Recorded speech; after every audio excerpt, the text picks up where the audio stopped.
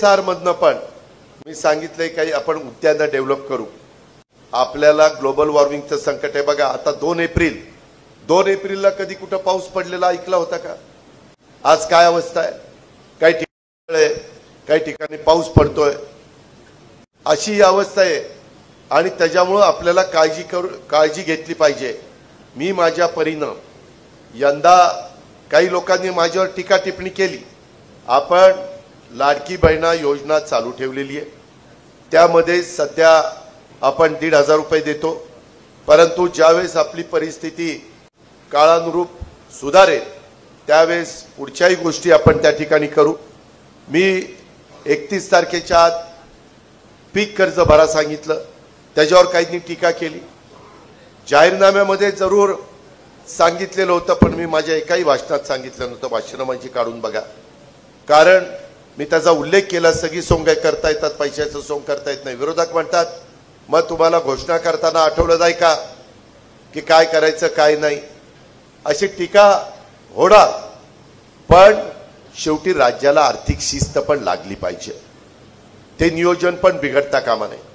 आपली जिल्हा बँक, मी कालच काही जिल्हा बँकांचे, कोल्हापूर जिल्हा बँक, सातारा जिल्हा बँक, पुणे जिल्हा बँकेची माहिती घेतली. एवढ्या मजबूत बँका आहे.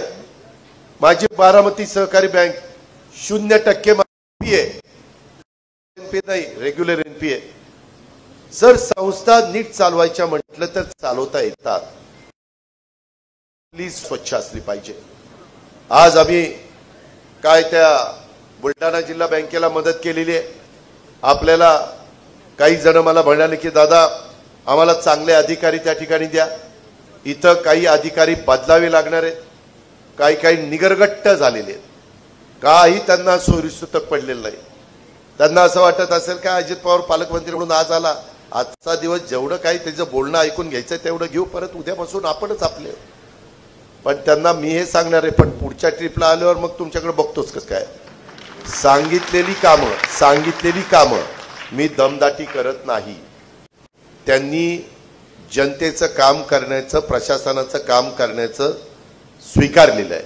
त्याकरता त्यांना पगार मिळतो, त्यांना वाढ मिळते, त्याकरता 7वं वेतन मिळतंय, पुढे 8वंही वेतन मिळेल, मत नाही.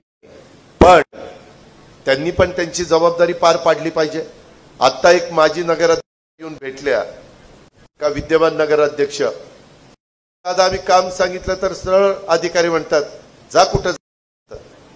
असं उर्मट सारखं जे कोणी अधिकारी वागत असतील, रीतसर सांगितलेलं काम असताना सांगितलं तर मी चुकीच्या कामाचं समर्थन करणार नाही.